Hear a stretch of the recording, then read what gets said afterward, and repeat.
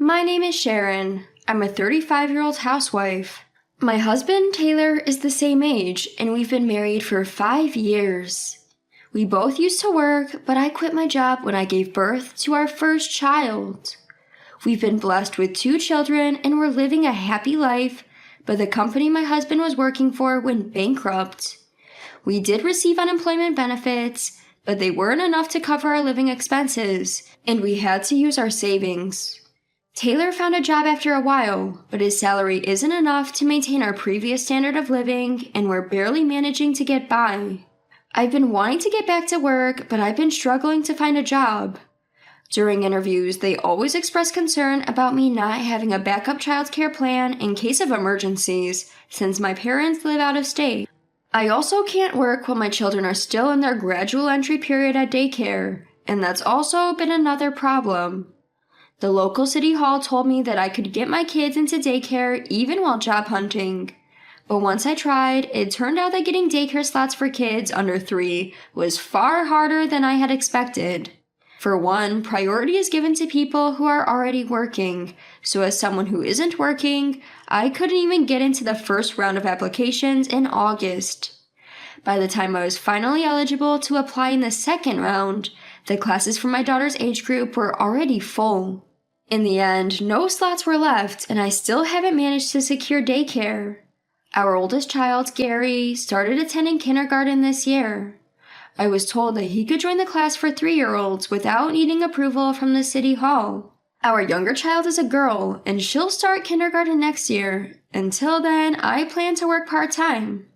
One day, Taylor, who was at work, texted me saying, "I'm stopping by my parents' house before I come home." Taylor's father had passed away early, and his older sister Betty had left home after she got married. So now his mother and his younger sister Tina are the only ones back home. Occasionally, they do ask Taylor for help with labor-intensive work, like moving furniture around for redecorating or helping carry heavy stuff from the home improvement store. I assumed that they needed his help again that day. However, Taylor, who usually comes home by 8 p.m., even when he stops by his parents' house after work, didn't come home as early that day. "Daddy is late today. He promised to play Lego with me today." "Yeah, Gary, why don't we all play Legos together, including your little sister, Mina?" So I took care of the kids by myself while waiting for Taylor to come home. Taylor finally came home after the kids were fast asleep. When I heard the front door unlock and went to greet him, I saw Betty and Tina with him, both carrying large luggages. "Long time no see, Sharon. We're going to stay here for a while." "Hey, Taylor, where should we put away our stuff?" my sister-in-law, Betty and Tina, nonchalantly asked. I was taken aback, but couldn't turn them away at such a late hour. For now, I let them into our living room. As soon as they set their stuff down with a thud, they sank into the couch, started watching TV, and playing with their phones. They were chilling in my living room like it was their own place. I gently nudged my husband Taylor's back, pushing him to another room to figure out what was happening. "Hey, you didn't tell me Betty and Tina were staying over." Sorry, it all happened so suddenly." "Don't just apologize, I need an explanation of what's going on." "It's a long story, but it seems Betty had a fight with her husband and went back home, which got our mother mad. Tina tried to mediate, but that only made my mother angrier, and they both got kicked out." I could kind of picture what had happened. My mother-in-law was always stressing about Tina being jobless, so this incident was probably her last straw. "So, this is all because of Betty's quarrel with her husband and your mother's fight with your sisters? Once things cool down, Betty and Tina will go back, right?" About that. I decided to let Betty and Tina move in with us. They'll be living with us from today." "What? You can't just do that without talking to me about it first. We're barely getting by with the 4 of us to begin with. How are we supposed to provide for 2 more people? We don't have the money or the room for it." "I know, but I can't just leave Betty and Tina with nowhere to go. We can clear up the kids' room, and we'll figure out the money situation somehow, okay? Please." And that's how we ended up living with my sister-in-law. They never seemed to be looking for a job and didn't help with housework or look after the kids. My workload at home increased, and I constantly had to be mindful of their presence. I was stressed out. Betty was always out and about. Often she'd return in a bad mood, but occasionally she'd bring back some goodies. Gary, I'm in a good mood today, so I got you this. Wow, I always wanted this lightsaber. Thank you, Aunt Betty. My son was delighted, but I was conflicted. Betty, I'm sorry, we only give toys as presents from Santa Claus on Christmas and on birthdays. We can't accept such expensive gifts. What's the big deal? I won at playing slots. Take it. I'm in a good mood and want you all to feel the same. You're such a bummer. From what I learned from Taylor, Betty spends most of her time at slot parlors. Her gambling was the reason for her fights with her husband and, by extension, my mother-in-law. Perhaps because of Betty's influence, she'd give toys and candies on a whim or lash out when she was in a bad mood. My son seemed to be becoming more selfish. I was worried that Betty was negatively influencing my son and daughter. On the other hand, Tina, who's unemployed, claims to be an aspiring YouTuber. Tina, my other sister-in-law, is always loud, singing and dancing without being mindful of our neighbors. Hey Tina, this isn't like your mom's house where you lived before. We're living in an apartment. Can you please stop with all the noise? What? Did someone complain? Not yet, but we might get complaints any day now. We need to be considerate of others here. Why should I stop when no one is complaining? I'm an aspiring artist, so I need to practice and stream. Gary and Mina's crying is much more annoying. You should do something about that instead of coming for me. No matter how much I warn her, she never listens. Soon, we started receiving complaints from neighbors like, please stop blasting loud music, please don't sing at night, and we understand the kids making noise, but we'd like adults to keep it quiet. Tina was being loud today as well. I knocked on her door, but she didn't respond. Being left with no choice, I opened the door. Tina, I told you already to stop making noise. I've got complaints from our neighbors now. Then Tina glared at me. How dare you interrupt me while I'm streaming? But Tina, don't call my name, just leave. My daughter Mina, startled by Tina's yelling, started crying. Ugh, you guys are the loud ones here. Please make her shut up. All I could do was try to calm down my sobbing daughter. Even though I'm the one who has to apologize for the complaints, Tina neither improves her behavior nor shows any signs of remorse, leaving me at my wit's end. When Mina finally fell asleep from crying, the intercom rang. I opened the door, dreading another complaint, but this time it was a mailman. The package, which seemed to be from an online shop I've never heard of, was for Tina. Although I couldn't open it, I was curious about what she had bought. It turned out to be from some expensive brand. The feminine dress Tina often wears seems to be from the same brand. While I'm unable to afford much for myself, I felt sick to find out that my jobless sister-in-law was spending a fortune on clothes. If my sister-in-law continued to splurge like this, there's no way we can make ends meet. Since my husband Taylor is the one giving the money, I grew concerned and decided to talk to him. Don't you think Betty and Tina are spending too much? Gambling and buying expensive dresses, where's all this money coming from? They're not borrowing from sketchy places like loan sharks, are they? Don't worry. They're not borrowing money from such places, and I can handle our finances. Just stop worrying. Taylor insisted everything was okay and seemed to be arranging money from somewhere. To be honest, I was hoping that my sister-in-law would go back to their parents' home soon, but I was enduring the situation for now. And so, one day, about a month after I started living with my sister-in-law, I got a text from a friend from high school that she had a baby, and I decided to gift her some money for my personal savings. Before I got married, I lived at my parents' home and was able to save up about $4 million, including my bonuses, which I had originally intended to use for my wedding. However, my mother told me, "Don't use the money you saved before you got married. It's important to have some in case for an emergency." So I left it untouched. Although I was saving it for building our own house in the future, I wanted to spend some money for my friend's celebration.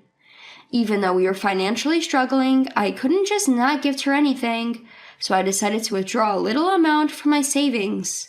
but I just couldn't find my debit card, which I thought I had kept safe with me. For a moment, I thought it might have been stolen, but my passbook and seal are still there, so it didn't seem like a thief had ran through our place. I thought I must have misplaced it myself, so I decided to search for my debit card later and in the meantime, go to the nearest ATM and withdraw some money using my passbook.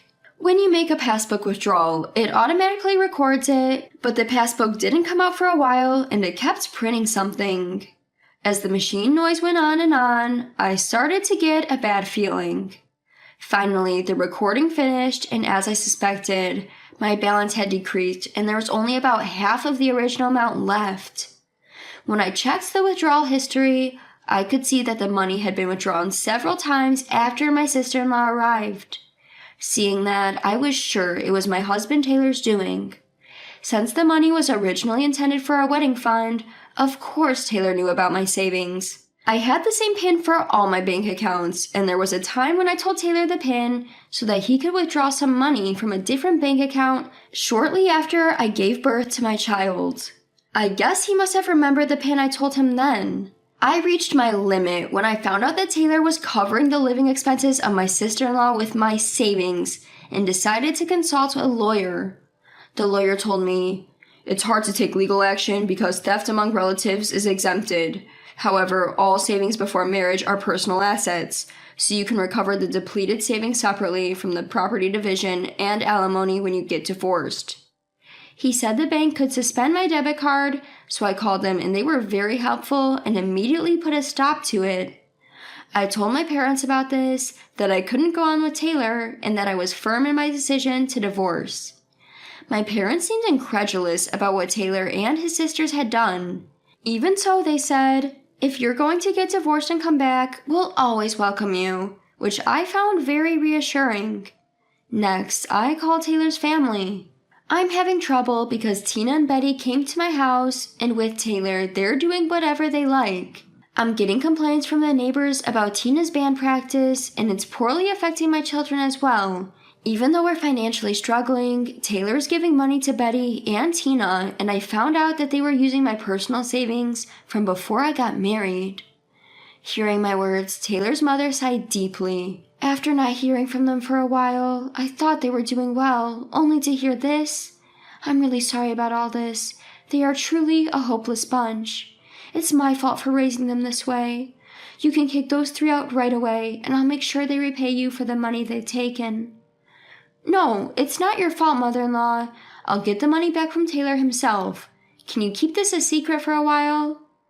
"I understand. However, can I tell Betty's husband about this? Apparently, they had an argument over Betty's gambling habit, which is why she moved back in with me, and now her husband keeps contacting me." Agreeing to my mother-in-law's suggestion, she informed Betty's husband about her whereabouts and the situation. Betty's husband then wanted to hear the story directly from me, so we arranged a phone call during his break. "I'm really sorry for the trouble my wife had caused you. I don't know how to apologize." At the beginning of the call, Betty's husband apologized to me. According to him, Betty had started going to the casino with her friends and got hooked after winning big with her beginner's luck. At first, he had hoped she would lose interest and quit, but instead she began to dip into their living expenses when she ran out of her own savings. This led to a fight and she had returned to her parents' home, and now he found out that she had also taken my money. He was utterly disappointed in my sister-in-law. Thus, both my mother-in-law and Betty's husband came to support me. It would have been best if they were present during the discussion, but since I had already blocked my debit card, it was only a matter of time before my husband found out. As a result, I decided to have a talk with him that night. After the children went to bed, I approached my husband who was watching TV in the living room. "I need to talk to you." "Hey, what's up now? Is it about my sisters again?" Instead of answering, I put the bank book of my savings from before marriage on the table. "I was going to send a gift to my friend, but I noticed that my debit card is missing. Do you know anything about it?" "Are you accusing me of stealing your card?" As he said this, my husband had a guilty look on his face. Seeing this, I was certain that he was the culprit. "Take a look. The amount in my savings has been decreasing since the day you brought Betty and Tina here. It looks like you guys used it. What's going on? You're the one who took them in without consulting me, right? Didn't you say you'll cover their expense on your own?" In response, my husband snapped back. "Hey, it's just borrowing some money from our joint account, right? We're a family, so we're supposed to help each other out. I'm disappointed you're so heartless. If you want to argue, let's get a divorce." "I've been waiting for you to say that." "Huh?" It might not be a crime to steal money within a family or a married couple, but it's a different story if we're getting a divorce. The money you guys spend is from my personal savings account, not from our joint account. Since we're getting a divorce, I'll have you pay back the amounts you guys spent." "What? Wait, you're joking, right? Calm down." "I won't wait. You bringing up divorce just to have things go your way? That's called emotional abuse. We're getting divorced, and I'm also going to demand compensation for all of your abusive behavior so far." My husband argued, but the next day, I packed my belongings and returned to my parents' home. Afterwards, I proceeded to handle the divorce through my attorney. My husband ended up burdened with substantial debts due to the division of assets, compensation for emotional abuse, and repayment of spent savings. On top of this, he has to pay child support until our 2 children turn 18.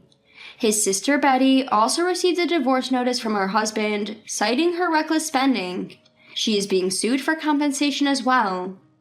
Tina, his younger sister, was sued in a civil court for continuously ignoring complaints from her neighbors. The 3 of them, in desperation, went to their mother pleading, "Mom, please help us." "You guys have the nerve to come back? I've never seen such disappointing children. We're severing our ties today. Never show your faces to me again." "But, Mom..." Cut off even by their own mother, my ex-husband and his sisters were cornered and at a loss. I returned to my parents' home and my son transferred to a kindergarten around here. While my mother took care of my daughter, I started working. Just as I was getting used to my new job, my ex-husband, Betty and Tina came to my parents' home, begging for money and asking to let them move in with us. All 3 of them came together once every 2 or 3 days. Of course I avoided meeting them in person. They all pleaded over the intercom, "Please keep this between us and don't tell Mom and the others." Worried of getting into another trouble, I recorded the intercom footage and also took videos with my phone. I compiled these video files and sent them to their mother, my former mother-in-law. I added a note, "They're still coming after us. I hope you can do something about them." From my former mother-in-law, I received only an apology and a promise that she would take care of it. She was enraged, so I'm guessing all 3 of them had a rough time with her coming after them. Also, their betrayal of each other came to light, which would probably lead to their downfall. I'll leave the rest to your imagination.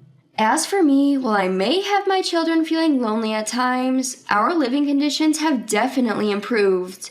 I can afford my own things and I am able to live and enjoy my life now. My children are emotionally more stable than when we lived with my ex-husband and his siblings, so I'm glad we got a divorce.